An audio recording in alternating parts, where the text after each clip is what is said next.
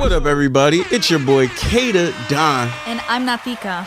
And we have a very special guest with us on the Love First podcast today. We have Nish with us. How you doing? Hey, everybody. Yes. It's going down. I mean, she got some keys to success for y'all. But before we give you these keys, we got to make sure y'all hit that like and subscribe button. And if you don't have the Love First app already, what are you waiting for? Exactly. All you got to do is download that. It's available for all iOS and Android devices. And from there, you're going to have keys to success that'll change your life. And of course, if we're talking about changing life, let's talk about the best water on earth, right? And that's Fiji. Once you go Fiji, you don't go back, all right? This, it's coming from me. So. It's real out here. But I'm super excited to have you on the show. We met a few years ago. And actually, when I met you, I believe you were interning for the Source magazine, right? Yeah, I think I was writing for Source at the time. Yes. Now you've done so much. You're a red carpet. I think I see you doing some Grammy stuff. You writing for Billboard. I mean, you got a lot of things growing. I just want to congratulate you on the growth and the amazing grind that you've been doing. And like I said, we're excited to have you here. Pick your mind so we can keep elevating like how you elevating, I'm excited to be here, so thank you guys for having me. Of course. Actually, from your own words, I'm curious, how would you paint the picture of how we met? Okay, so I really don't even remember, like maybe it was 2015 or 20, but the thing is, I guess what year it was doesn't matter, but I was assigned to cover Powerhouse. I think, was it the first Powerhouse? I believe so. I believe it was like when the Barclays just started opening. Yeah, like some legendary shit. It was the first Powerhouse. I got to the ticket booth and they were saying that they didn't have my name on the list, and it was I was just kind of feeling helpless, damn, but I don't really give up easily. You feel me? There's always a way to finesse, but I was just standing there and praying to God for a solution, and that's when you came through. You literally pulled up. I can already picture that happening. You were with a friend. I don't remember who you were with, but you guys had extra tickets because you were doing some work for. I don't know if it was. That's a good question. My memory is Lil Kim. I don't know. Maybe. I know I've done stuff with her. I don't know if it was that situation. I don't know. It was an artist. Oh, we might have been a Little Kim guest. Might have been. Okay. And she had she was one of the artists that was supposed to perform, and so you just had some extra tickets, and you saved the day for real, and I never forgot that, and I appreciate that. And that might have been, honestly, I think one of the only times we ran into each other in the industry. But I know you stay active, I stay active, but that was really a blessing. So, and now here we are today, Yes. No, that was.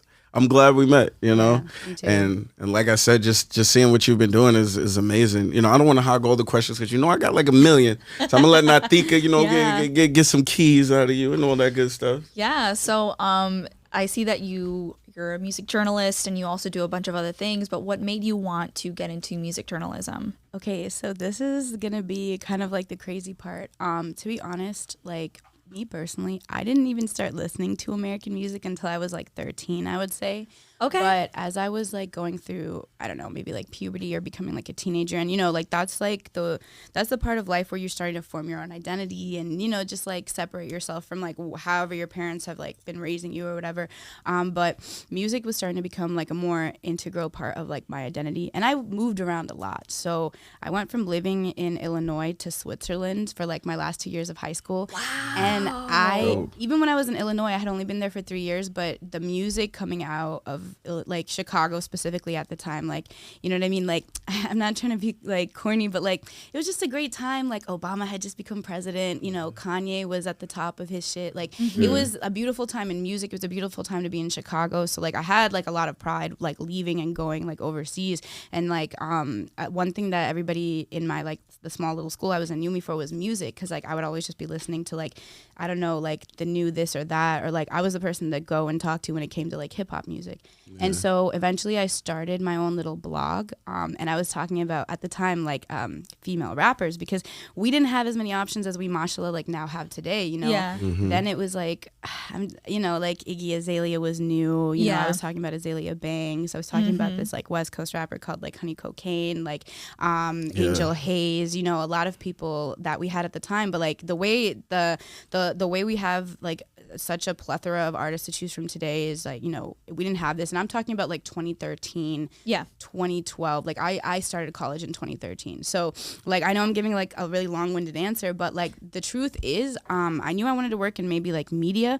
I just didn't know like how I could be a part of the conversation. I knew I liked rap music, but I'm not a rapper. So I thought, okay, the only like practical way for me to really like get involved is to write about music. And I like writing is something that I feel like came naturally to me. Like English class was my favorite class. Like I really do like love to write, and I like really like dissecting the media and kind of talking about how problematic it is. But like on the flip side of things, like I also really liked, even if nobody read my blog, I just liked having like a pen, so to speak, to just kind of highlight up and coming talent or people that I think more people should know about. I mean, I highlighted like obviously the queen, like Nicki and stuff like that too, but like, you know, it was just like an exciting thing. So when it first came to me being interviewed for like writing for Source, it was not as stressful, I feel like, as one would imagine. I don't know how it is now today, but I literally just, you know, I sent some writing samples in, and we just had a conversation about music and like who I was listening to at the time. And Mick Jenkins was like one of my favorite artists out of Chicago. Yeah. And so like Jazz had come out recently, and we were talking about that, and he was like, oh, we just did a profile on him like last month. So it was like, without me even knowing, like I could have picked the last copy of the Source and like found that out, but like it was just kind of like the stars were like aligning, like it made sense. So by the end, like, so I got interviewed like on a Monday, and then I was like out covering my first assignment by Friday, and the rest is history, because honestly I owe so much to my editor. Like my editor Shayna, shout out Shayna. She just got married, oh my gosh. I just like credit her for everything that I've been able to do in this industry, because she gave me my first internship, but then she also helped like pass along my resume to my first internship at Def Jam. So, you know, I don't want to get too ahead of myself here, but like, you know, that she definitely like helped pave the way for me. Like, so yeah, super grateful. Yeah. Happy Women's History Month, you guys. Yeah.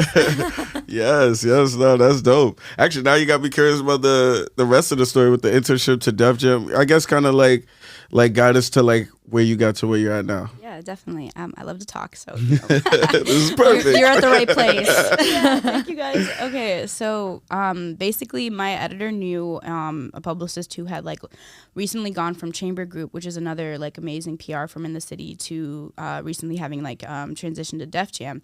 She passed my resume along to him, and he and I had never met, and he wasn't even conducting the interviews. It was like a completely other person. Joe, shout out Joe if she sees this. But like she's the one who's doing the interviews, and you know, she like just, I think, you know, I just did really well in the interview, so I was chosen for that, and I'm so grateful, because like I don't know, like it, you know, even though like I had like a lot of like, it's and another thing, I know you didn't specifically ask me for a key, like it is definitely about like who you know in this industry for sure. Mm-hmm. But that being said, like once you get into those rooms after knowing who you know, it's really on you to do what you got to do, because like I could have been in that room and just still not gotten selected. So like, you know, just it's like also about, I feel like, making sure that like you just show that you really want to be there and you know what you're talking about, like in any type of circumstance. Like let's say, like just like a little tip, like let's say you are like a young adult and you're interested in interning at a label, like know the roster, like know who the like be able to hold a conversation about like the talent that they have that they're representing, like talk about your favorite songs, talk about like, you know, ideas you have, like, but also listen. Another big thing that I'm kind of learning this year is to, you know, talk less and listen more. So but yeah, all things to keep in mind. But so I interned at Def Jam Publicity for a semester, and it was fun. It was amazing. I couldn't have ever even like imagined that like this type of like just labels existed. And I know that sounds so ignorant, but like that was another reason why like my foot in the door was through writing, because I was very ignorant to all of the other possibilities that existed in the music industry of what a person could pursue if they're not creating the content themselves or making the music themselves. So I was fortunate because like the internship at Source allowed me to like meet publicists, like go to label listings, like, you know, understand like, wow, there's so many different options available to me. And then from there, my supervisor, she left and went to Epic Records for a little bit. And like, there's a lot of turnover in the industry. Like, she's back at Def Jam now. But like, for the time that she was at Epic, I had gone and did study abroad for a semester, and I came back. And when I came back, it was the summer of 2016, and I asked her for like fall 2016, like, hey, are you looking for an intern? Do you have one yet? And so, she let me come and like be her intern again. So like my whole senior year, I was at Epic Records Publicity. Nice. And then a week before graduating, I started doing social media consulting at Def Jam. And my friend Marlise, shout out Marlise, she was working in marketing while I was interning in publicity. And she was always just a good friend, like looking out for like my best interests, just always wanting to like uplift me and support me. So she had kind of spearheaded this role because like at the time, let me tell you, like we're still talking about like, I know now we have like so much technology, but like back in those days, like we were still just transitioning over to streaming, right? Like streaming wars was still like, when I was like coming to college and stuff. But like at this point, like Def Jam had like a marketing department and a digital department. There was no social media department.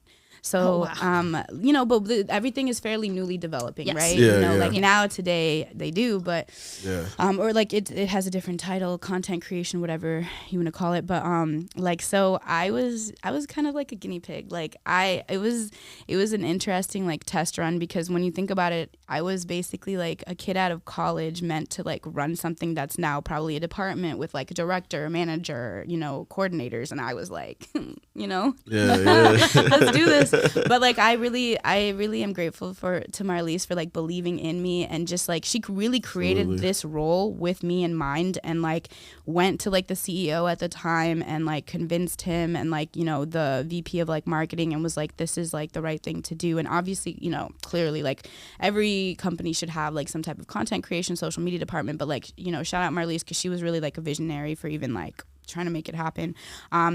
And so, yeah, like I did social media for like about a year and a half, I would say. And around the same time I started doing social media at Def Jam, I met an artist whose music just kind of really motivated me to begin managing him. And I definitely like did not go into management like thinking like or go into working with an artist thinking I'm gonna be a manager. Like I didn't wake up one day thinking it. And I feel like a lot of like successful I mean I hope this is true, but I feel like a lot of successful managers they never like when they were kids thought like, oh, I'm gonna grow up and be a manager one day, or oh, like this or that. Like it's something you fall into because it's just kind of like, I don't know, that's where life takes you, or you really see someone talented and you can amplify them and you just want to be there through their journey to support them. And so, that was me. Like I met an artist who was visiting for like New York Fashion Week. He was from out of town. I really liked his music and I just was like, he was like, had 9K followers at the time. And like, I felt like was like on the cusp of like, not like blowing up necessarily, like breaking like Billboard charting, but like, just from breaking, like blowing up in a sense, like more people like knowing about who he is. So with the skill set I had at the time, it was mostly PR. And so I began by doing his PR because like that's what came naturally to me. That's what I had really like, that's what I studied in school and my internships had taught me. So, but I'm just such a hands-on person that like it just evolved into management. And he had a manager prior to like my arrival. So I was co-managing him with another person. And so that's really kind of like how I fell into it. But we played different parts, like what we brought to the table and the different value we added. But yeah, and so I left Def Jam. Also, like at the time, they had like a turnover of like CEO, like Shady Entertainment had come and like replaced a lot of people. So like, fortunately, I was one of the casualties of that. But everything happens for a reason. I'm still, I'm just grateful to be where I'm at. But like I left, I was managing Rari. His name is Crash Rari. Shout out Rari. Shout out Rari. Yeah, it's all still love. And so I was managing him for a little bit, and then we signed a partnership deal with this small distribution company called Opposition out of Canada, and then like we parted ways like amicably, and that's when I started picking up other services. Like we're kind of getting closer to COVID now in the timeline of things, and around COVID is when I picked up playlisting as a service. And so like that's like which is like a big deal to me because thus far I had only really been offering like PR. Like that was kind of like the scope of like what I could offer to people. But now I was like, not a whole new world, but like it kind of allowed me to be able to take on like bigger budget clients and people who, like have the money to do more. And so I also like started working with like a viral YouTuber. Like I've definitely had like multiple clients like over the years, but like in terms of like you know, bigger milestones and stuff. And this is my first time working with someone with like 1 million followers, but he comes from like the YouTube world, so it was different, you know, trying to help like transition all of that like following and engagement over to his streams. But yeah, and that's someone that I'm still going to be like working with together this year too. Shout out King Kaiser, the real King Kaiser. King Kaiser. But yeah, and then I over the years as well, like while all this was happening, like I from source, because there's a lot of things happening like simultaneously. My editors had left the source and they created the Nocturnal. So like they took all their contacts with them, you know. That's why it was such a seamless transition, and like loyalty is just a big thing to me, so I left with them. So while I'm like, I think it might have been during the Epic internship, really, when like a month, like the summer before that is when I had started with Knock. And then like, you know, I just like I said, loyalty is big, and now mashallah today I am like the hip hop editor of the Nocturnal. Yes, and yes. In addition to that, like I started you know, like I said, building out all these different services, and over the years I still continued to like manage other artists here and there, not like the ones that I've named, but just like, you know, people who I believed in their talent and like they just didn't see it themselves, or like, you know, as simple as like here's some studio time, like go be productive, you know, as opposed to doing something unsafe, you know, like just little things like that. So but those were like some of the best, like most meaningful like interactions and moments to me. But yeah, and then I worked at a media company briefly, and then in 2021, we're in 2023 right now, right? Mm-hmm. Yeah.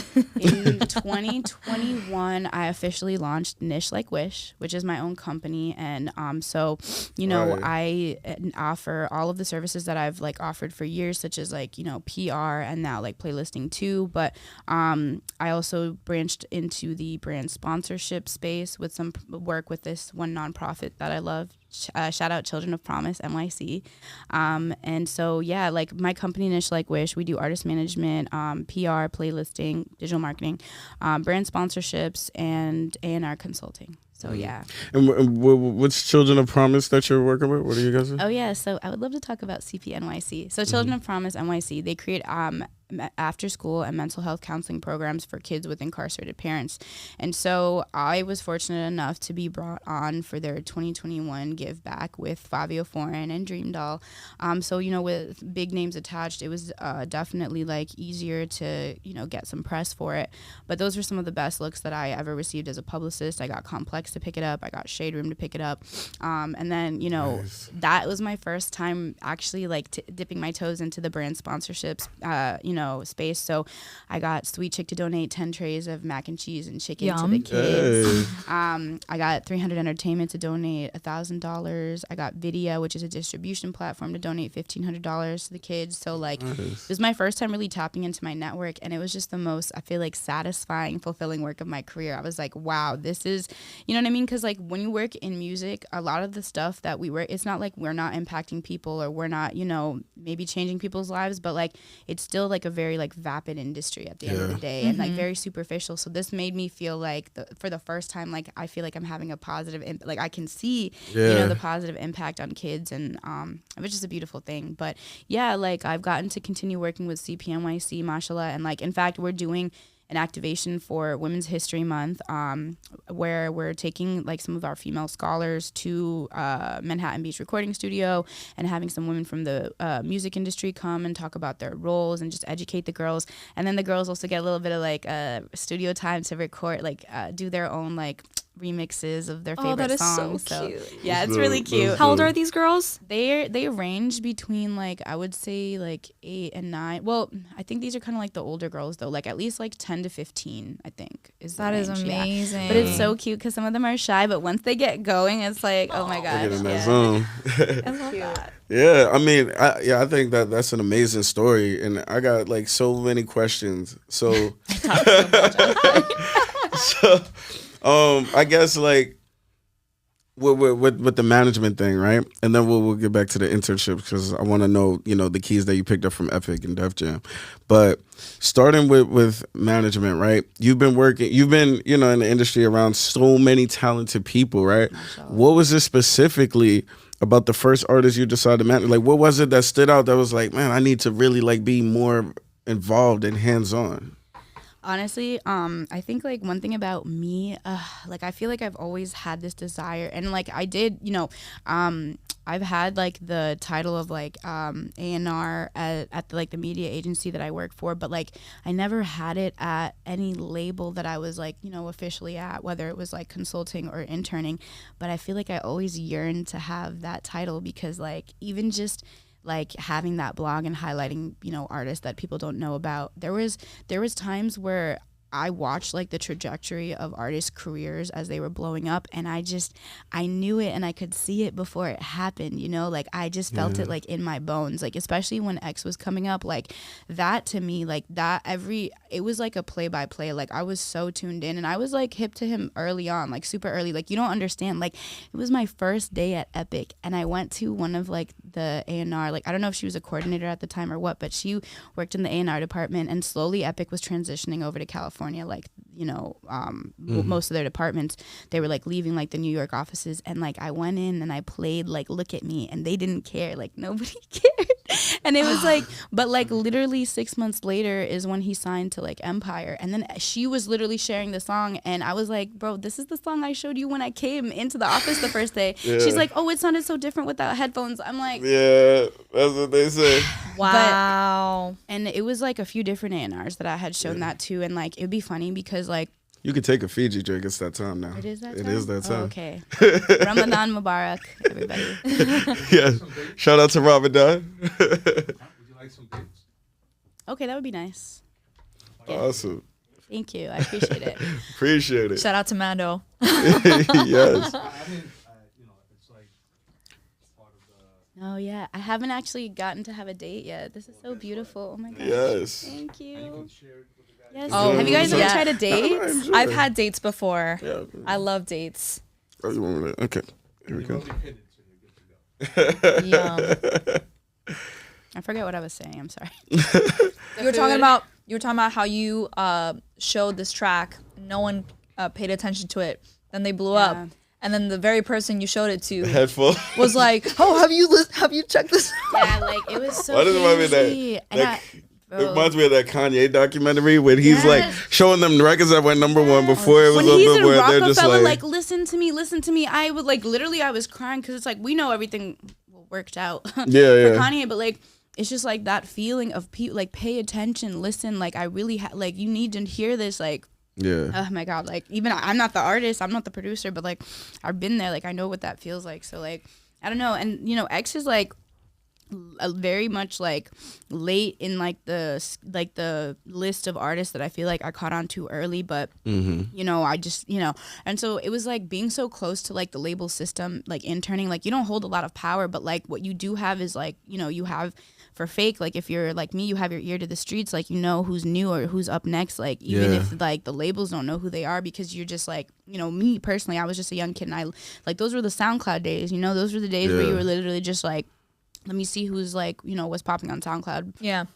Before it had like a super like negative connotation, or like you're like pigeonholed into one category. Yeah, no. Yeah, now it's because- like not professional or like the professional. Because like I'm sorry, but like X was such a versatile artist, from like pop music to like he was much more than just a SoundCloud artist. But that's where he started. Like that's where But so like when I was interning at Def Jam, it was really important, and this is something I want to say to like all the interns out there in the music industry, or anyone that's just like working in the music industry but is like working their way up. Like you definitely value the relationships you're forming within your own department and the people that you're like directly reporting to, but like just like form connections with everybody around you, because you never know who's going to be the person that actually pays attention to what you're doing and sees the potential and the talent in you. Because like Marlise, for example, who created the social media role for me, like our desks were next to each other, like where I would sit in the PR department was right next to the marketing department, but like I was never working directly for her. Like she just was my friend and she saw my potential. So you just never know. And like going off of that, like there was one A&R, Bruce Carbone, shout out Bruce, who would have like weekly like A&R meetings with me and another intern, and like shout out Peter because he's the one who like made that intro, and he would just have me and this other intern come and just talk, like share what music we were listening to, like literally weekly or bi-weekly meetings where we'd be like, here's a list of artists, and we would just like sit and listen and like, you know, talk about it. So like I always had this hunger for being an A&R. Like I really wanted people to like pay attention to like what I was listening to, because I really believed in it. But like I was hip to Mad Ox as well before. Like I remember Peter laughed at me so hard when Mad Ox first came out. But you know, just like people who like, even if let's say they're not like a Billboard charting artist, like we know who they are now. Like they definitely broke like in the industry. But like, I'm sorry, I don't even remember what the question was. but did I answer your question? Yeah. I honestly, I don't even remember the question either. I know it was good, the stuff you were saying. Like, just following everything that you're talking about is just so fascinating. Yes, seeing how you started in one career aspect and then you branched out into different things simply because you love the work. Yeah. So. And it's like, yeah, your passion really shines through with it. And even like, and when you talk about discovering artists too, even for, you know, the artists might want to listen close to this one, right? So besides SoundCloud, or are you still using SoundCloud, how are you discovering new artists? Oh, honestly, no. Like my SoundCloud days are behind me, and I'm sure that's definitely, like I definitely believe that A&R departments still are like actively going through SoundCloud. No, social media. God bless social media, because let me tell you, like especially when I was like A&Ring, and I'm using the air quotes, like when I had that title at this media agency, like it was just literally my own natural interest. Like I just liked looking at like, you know, female rappers specifically. So like shout out the algorithm, which can be really annoying sometimes, but like then I just got mad like female rappers being suggested to me over and over, and I'm like, I don't even have to do anything. I just have to scroll. Like it's so easy. Yeah. Like, and so now most of those women, like we all know who they are like now, but I mean, honestly, still shout out like social media. But I will say, like, with the present like roster of artists I have right now, one of them social media, one of them like not real life. Sorry, no. Are any of them from social media? Actually, one of them I guess you could kind of say is from social media, because like I did hear his music like on Instagram and then we met in person. But like I think for all of the women that I work with, all of the female artists that I work with, like I just met them in real life, and you know, they're really doing their shit. So artists definitely be outside. But so speaking of the social media too, that's like how I met my first artist too. Like, you know, the first artist that I ever ended up managing, like I met him at New York Fashion Week, you know, so like you never know when is gonna be the right moment. For sure. And so the artists that you do discover on social media, right? Besides the music, of course, what attracts you to even like, all right, their social media popped up, that I'm even gonna look further. Like what's attractive that they should have going on? Well, first, obviously, it goes without saying, like, talent, right? Like, you have to be sonically pleasing.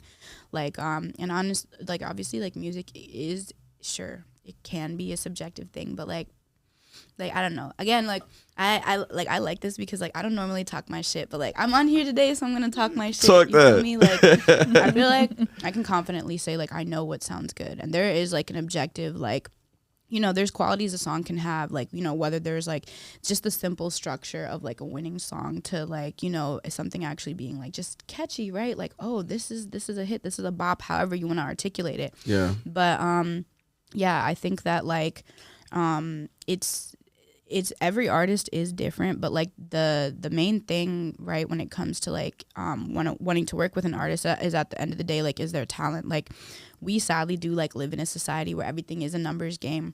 Streams and views do matter, but for me, like, it wasn't even, you know, his streams and numbers weren't even like that lit. It was really the sound and like the way I saw him move. Like for me, one thing that I feel, and not necessarily like all of the artists I work with like have this innate quality, but like a few of them, like some of the newer ones that I've started working with, and Rari, shout out Rari. Rari had this quality.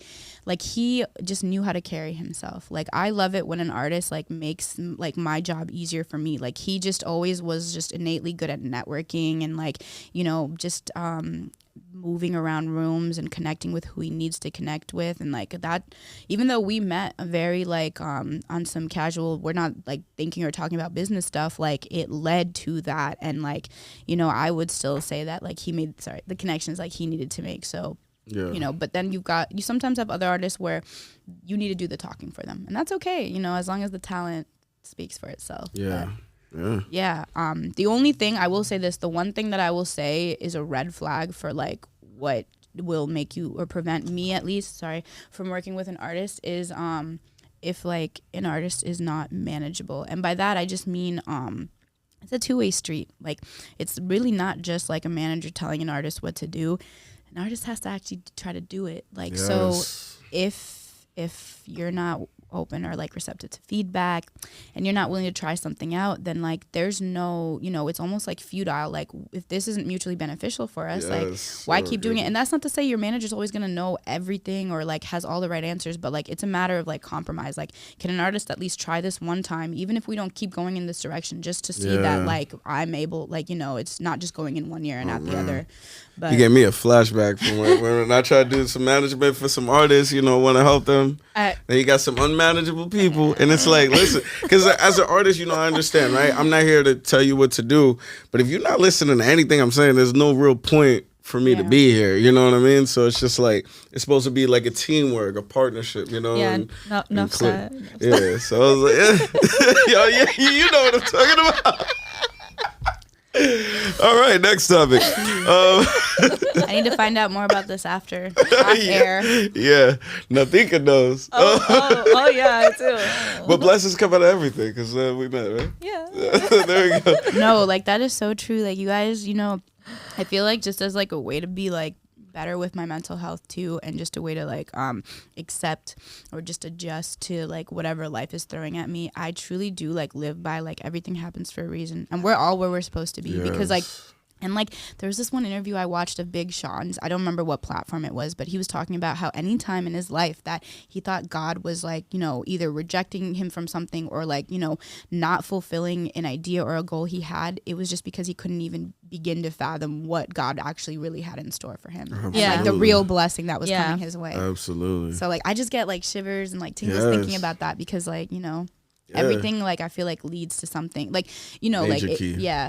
like those disappointments, those like hurdles or obstacles you face, like don't think of it as the end. It's really how you pick yourself back up and move on from there, because your win, like your breaking moment point, and I mean that as like a positive thing, not a bad thing, but like the moment you've been waiting for could literally be the next time you try. So don't give up. I totally understand that because like I've been doing this music thing for like a while, and you know, you just have to play the long game. And it's not about like, is it gonna happen tomorrow? And like there are gonna be moments where you're gonna have some doors closed for you, but you just gotta keep going at it, you know? Exactly. And people will start noticing and will start supporting you, and you know. That's real. And I even think being an artist, the rejection is kind of important, especially because when you really get to where you want to be, like you gotta have tougher skin. Like I just see like, if you think about it, if you really want to be successful, especially, you know, in this craft, like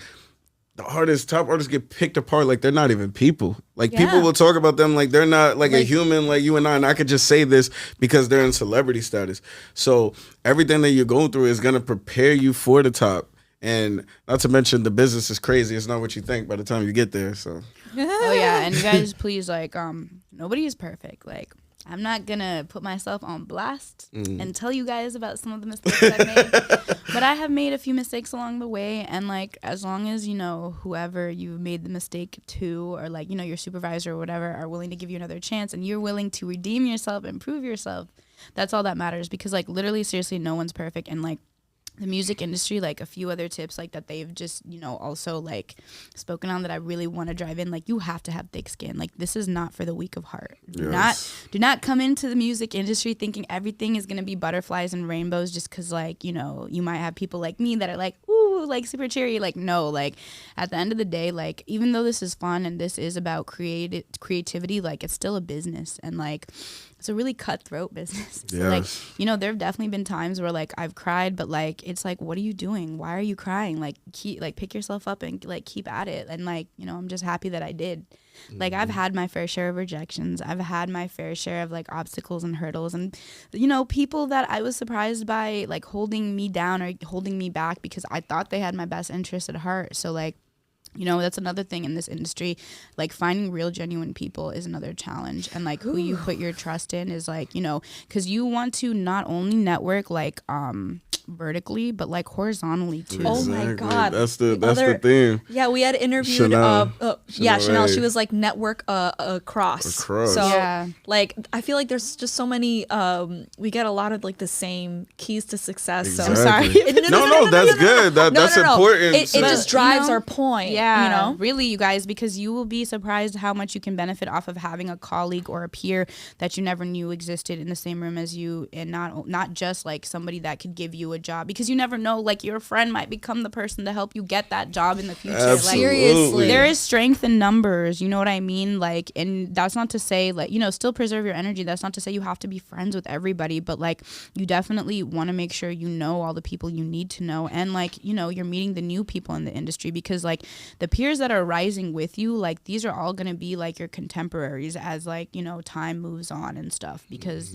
like, you know, it's like a passing of the torch. Like at one point, one day, like the people that we look up to or the people we're networking with horizontally, like they're going to just move on or like retire, you know, like everyone's human. And then the people that are your peers are going to become, you know, take those places. So yeah, like you just never know like who's going to be your, like who's going to end up being your friend, or who's going to be the, like, you know, VP or CEO of what company. And like, Absolutely. you know, I've definitely had like those like moments where it's not like me being rude, but like people have been funny to me, and I'm still waiting for like my big moment. Not like, and I would never do anything funny or shady, but just to like, you know, be able Just to be like, I made it, to like, flex, you know, because like I've had a lot Little of people flex on them. No, yeah, I mean, you could call it flexing, but like I've had people doubt me and stuff. And like I was sharing this one, like not to like quote like social media and memes and stuff, but like there was this one like quote that I just shared on my story today, and it's just about how there's like a beauty in being underestimated, because when you do finally make it to the top, it's just like even more satisfaction. Like yeah. You know, because you said that, you know, I wasn't even going to talk about this. Let's talk about it. Nah, because, you know,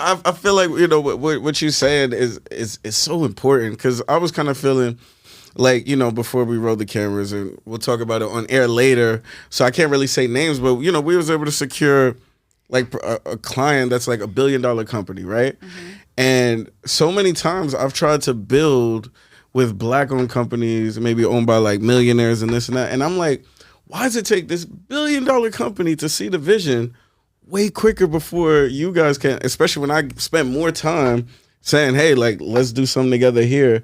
And then they see the vision first, you know what I mean? And then in my head is like, you know what? That was going to be my little flex. Like, yo, it's crazy. Like, spent the time here. They seen the vision first. But then what also made me feel better was like, you know what? Thank God they didn't see the vision, because now that opened up this door. Because I would have been over here with the people that might not have that big vision. And I was just like, you know, I want to get in over there. And then I would have spent so much time over there, I would have missed this one, you know? So it's all a blessing. Sometimes we don't even understand like God's plan. Yeah. You know, like it's crazy. And it's like God laughs when you make plans. When you think, oh, doodle-doo, like this is what's gonna happen. Like, nah, like let me show you though. Let me just sit back and watch. So For real. You know. For real. And just going back, right? Because you talked about Epic and Def Jam. Now you were interning on the publicity side of Epic. So I want to get, what do you feel like is the biggest key to success you learned from that situation? I have to laugh because like I'll just say like the dumb shit that I did, because like I just want anyone, if anyone, let's say, ever like does like if you like, because people don't say their mistakes, right? People don't talk about their failures. They only talk about the successful shit. But you have to, like, you know, you should just know, like, there was one time when I needed to send out a press release, and instead of BCCing, I accidentally CC'd, and that just means everyone can see each other's emails. Oh. And it was such a horrible mistake to make. But I mean, I bounced back, you know, but like that was stupid thing to do. But like, no one's perfect, you guys. Like, whatever, like how big or small your mistake is, like, and I've done worse than that. So like, I'm not saying anything like that, but, like, you know, that was a little like a simple like type of, you know, admin mistake. But that happens. Yeah, but that's important. So I think one, it makes us feel better that made that mistake too. Like, I'm human. And then two, now we're gonna be extra careful. Hey, when we do these emails, is it CC, BCC? You know? Yeah. Oh my God. You just reminded me of this one experience I had in college where I had to like email someone, and I had emailed this person, and I was complaining about someone else. Oh no, I know where this is going. This is gonna end so badly. Yeah, and it was like in regards to like an internal scholarship, and I didn't know how to do like BCC or CC. Or, like, and then this specific person who I was like, you know, shit talking, basically replied, and I was like, and I mean, you know, at that point I was already out the door, like I was gonna graduate, so whatever. But it definitely, I'm like. Yeah.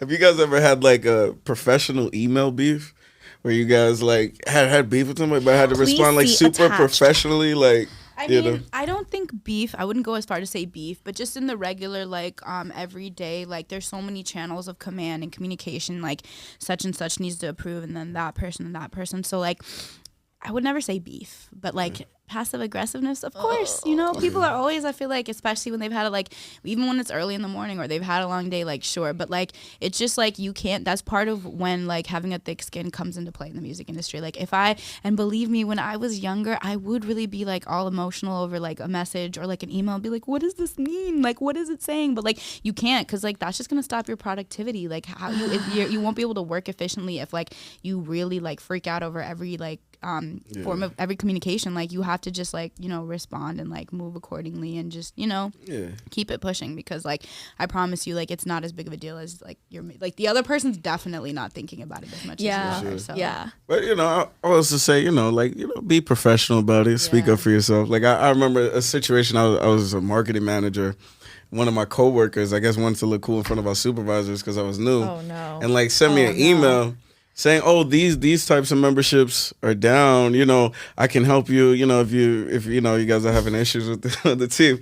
So I sent some screenshots. I guess he didn't even think I knew how to like read all the metrics and everything. So I sent some screenshots.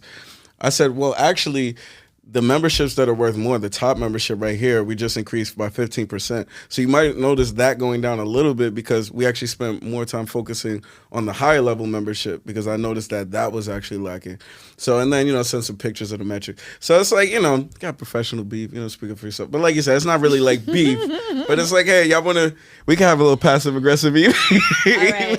No, if you really, there's certain things that have happened where it's like, it's so much better and I think a much more healthier way to live your life than to not even like breathe any energy or totally whatever into anyone who just doesn't deserve it. So like, it's, like, I guess since you're like reminding me, and I guess it's good I blocked stuff out of my memory. Yeah, sure. Like, there, like, I can't even say the word, but like, yeah, have there been people that I do not see eye to eye with professionally? Of course, but they don't need to be spoken about. Exactly. No, exactly. Yeah.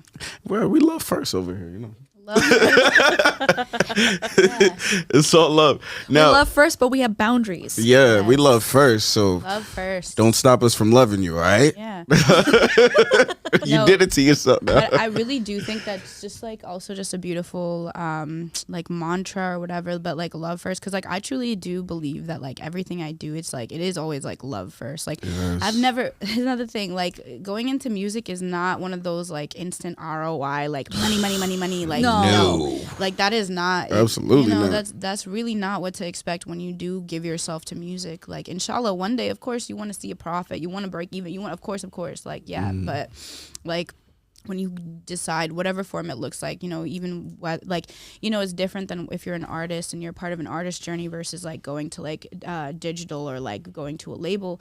But like when you are like with an artist on their journey, it's a lot of investing your time and your money and your energy and not seeing ROI for a very, very long time. And if you do see an ROI, it is like if, your artist breaks and like they do achieve a certain level of success to where they do get some kind of funding from a label. But yeah. Yeah, for sure. And then actually thinking about Ramadan, right? Because we're in the season of Ramadan. I have some cousins celebrating. Yeah. And obviously, you were. And then now you're allowed to have some Fiji water. But I'm curious, for those that might not know, can you explain, what Ramadan is and the importance of it to you in particular? Sure.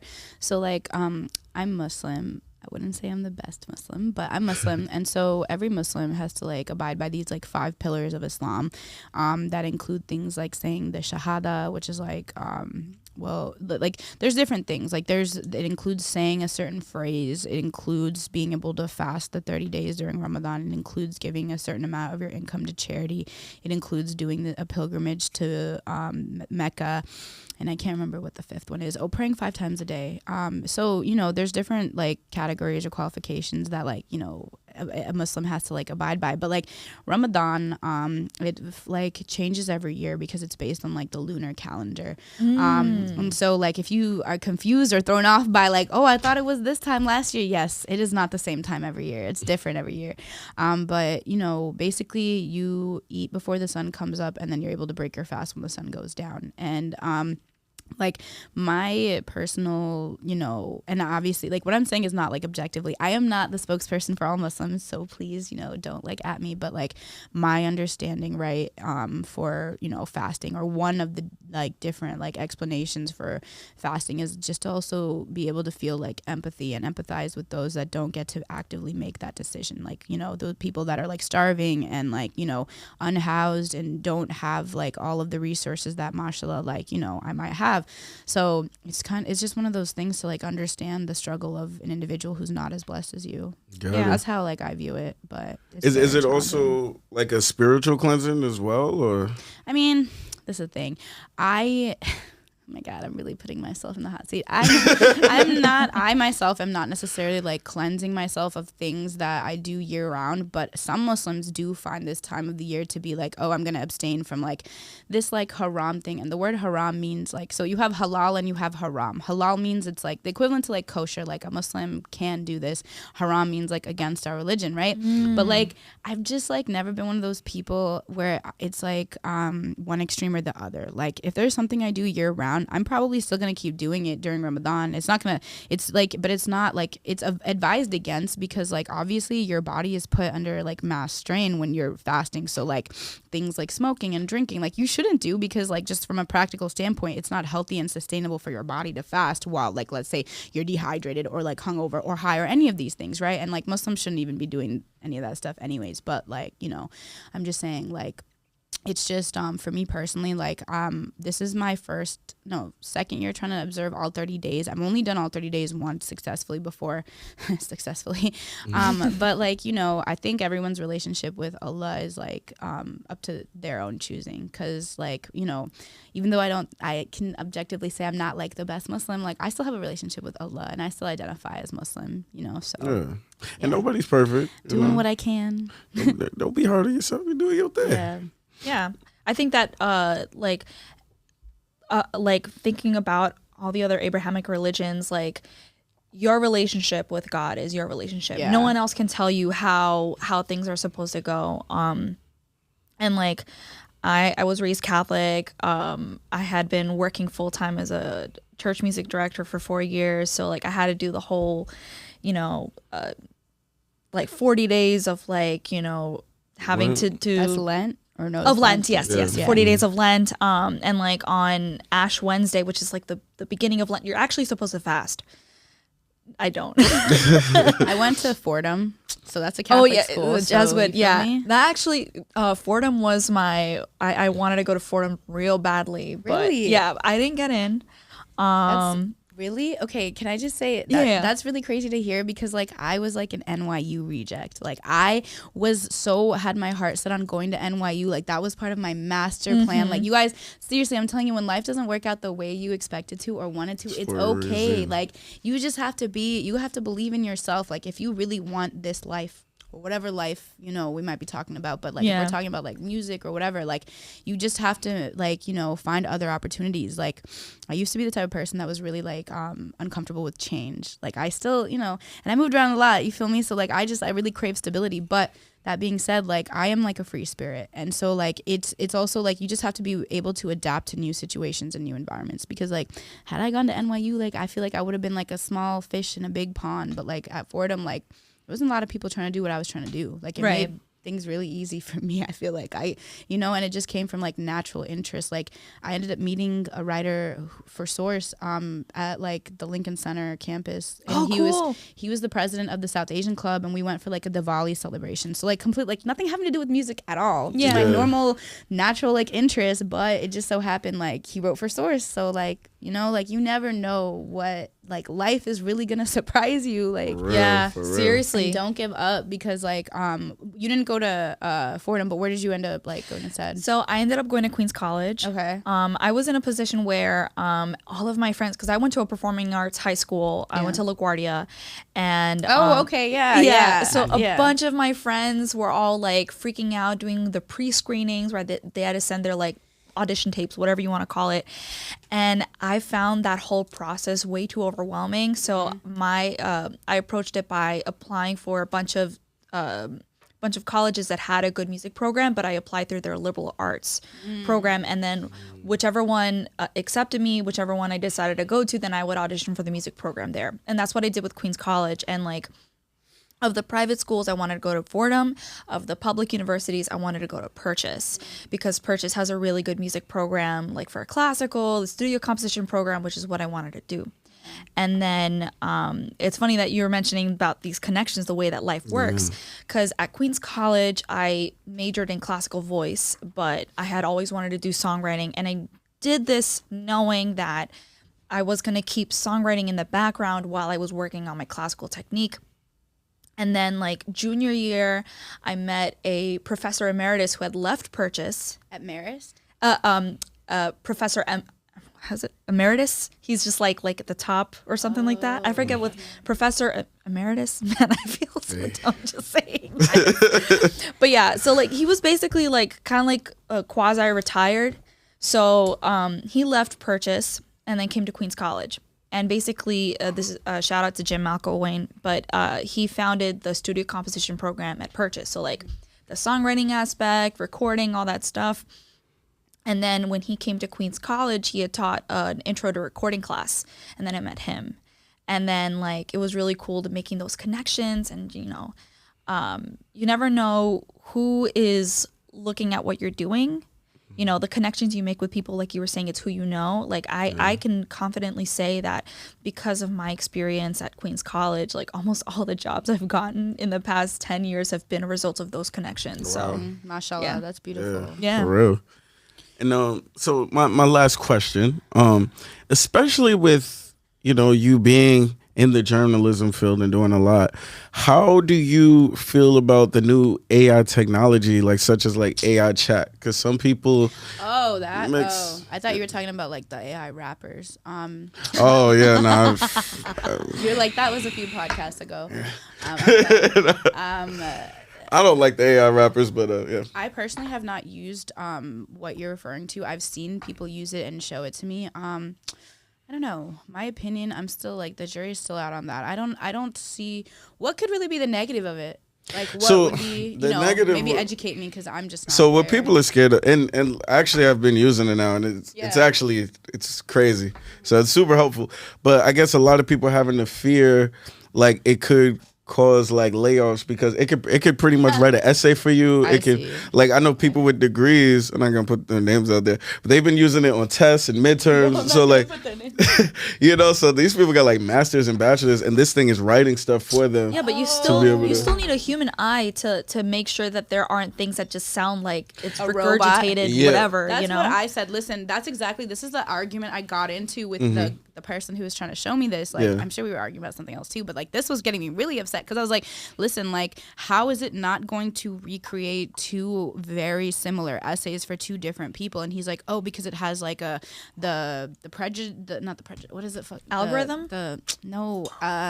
When somebody plagiarizes okay. it has like the plagiarism stuff set into it, so it's not going to copy anything directly reflective of something on the internet that could get them in trouble. But I'm like, still, regardless, like, I cannot wrap my head around the fact that if it like literally supplies you with two essays, right, two students, and even if there's different enough, like I don't know. So the creativity, just, like, skeptical of it. The creativity of how you can actually get two different results is how you communicate to the AI, right? Yeah. So you can be like, write me an essay about this topic, but make sure we have, a lot of personification, use figurative language here. So like depending on like elements you give it, it could completely change it. But well, I guess you'd have to do an experiment and have two people give ChatGPT the same prompt and see what comes out. I actually signed up for Bard, which is Google's answer to ChatGPT, and they got an email saying, "Oh, now it's your turn to try Bard." And I'm like, "Okay, I just haven't had a chance to." So we gonna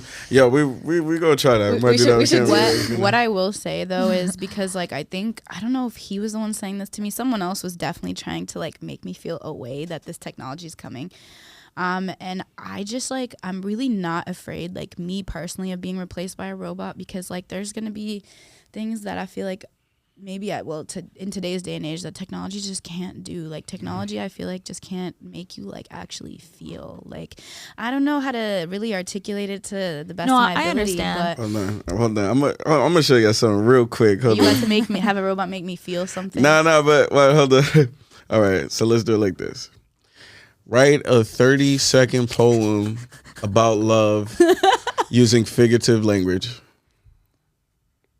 Wait, how is it gonna know that it takes 30 seconds to 30 seconds to read, or like you gave it 30 seconds to? No, 30 seconds to read. All right, so here we go. Love is a rose that blooms with time, a soaring bird that needs to climb, a river flowing with endless rhyme, a diamond that dazzles in the sunshine. It's a fire that burns with passion, an ocean that knows no ration, a canvas painted with glue of emotion, a journey that ends in one's devotion.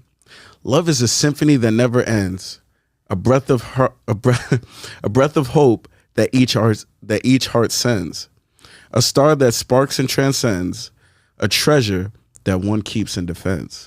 All right, like I highly doubt that this robot was writing this about anybody. Like, you know what I'm saying? Yeah. Like, but it's crazy to describe love, because I think that's actually, I wouldn't say like a professional writer, but to the average human, I don't know if they could like articulate love that type of way, Yeah. I don't know. Like, I guess I just am not like, there's just things that like, when it like, it's just about like, I feel like understanding and empathy too. Like, there's like things where a robot, like you literally would need to manually, I feel like, have a flip of a switch if like a situation were to just change and is not going according to what like the robot plans. Exactly. Like Kill there's switch. human error. Yeah. Like there's just there's a human factor that I feel like a robot is just never actually 100% going to be able to like predict. And even if they do, it's just like that organic response. Like life can always go one of two ways. Like there was a chance I might not have even come to America, and I might have just studied like visual arts and gone to like Central St. Martin's in like the UK, and like, but my life turned out like this, and I'm grateful it did. But like, I just feel like at any given moment, like it's cool to have like the technology that can like predict, I feel like, certain results. But like, I don't know, life is life. Like I just really am not afraid of being replaced by technology. Maybe I should be, because I feel like more people are telling me to be afraid, but like, I just feel like. But I don't think you should be afraid either. Like, and that's a conversation I've even had like with family members we were debating. I don't even think we should be afraid. I think that we should use this tool as an assistant. Well, it calls itself AI assistant, but I feel like this tool is a groundbreaking thing that can elevate what we can already do. Because even like if you are writing or whatever the case may be, it's like you can use this tool for like even more ideas, but don't like my fear with AI is that people are gonna get lazy and they just use it instead of using their own creativity and use it as a plus, as a cherry on top. Like, use your creative stuff and then see if there's extra ideas or lines that you can formulate for it, but don't just depend on it, you know? I feel like it's like as simple as like, okay, like kids, I don't know, but I feel like kids don't even learn cursive nowadays. Like they go straight into. That makes me so sad. You know, they just go straight into like kids come out the womb with the iPad. Like, you know what I'm saying? Like, for real, though. Like, so it's like we can sit here and ponder, but, like, I feel like societies, we're living in the present, but the future at the same time. Like, kids are already adapting, like, you know what I mean? Yeah. Like, to what the new technology is. So, like, I don't know. I feel like new systems will be in place to, like, better check for, like, what's the word? Plagiarism and things like that. And, like, it might become the norm where, like, kids do have, like, a robot write an essay for them, and it's like... All I can say is I wish that shit was around when I was. No, right? So that's not fair. But we want to know in the comment section, how do you feel about AI in the chat, right? Are you worried? Do you feel like it's a good thing? Do we feel like the Terminator's coming soon? I want to know.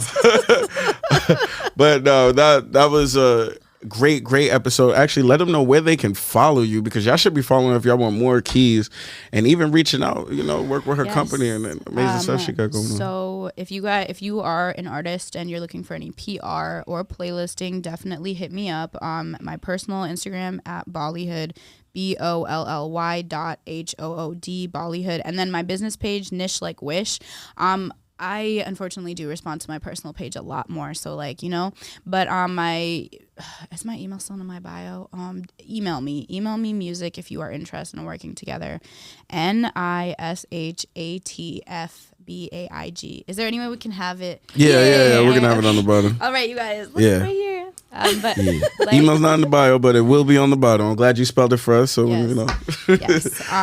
So, and I'll text you the proper spelling of it too. Awesome. But in addition to that, can I just like shout out, like say one more thing? Go So I would be remiss to not like highlight some of the awesome artists that I'm working with right now. Yes. So the Little Fairy, Siri, and there's one person. She doesn't have any music out yet, but she's definitely the future. Get in tune with Livia Rose Johnson. In the building. Yes, in the building. Oh my God. Yeah, shout out.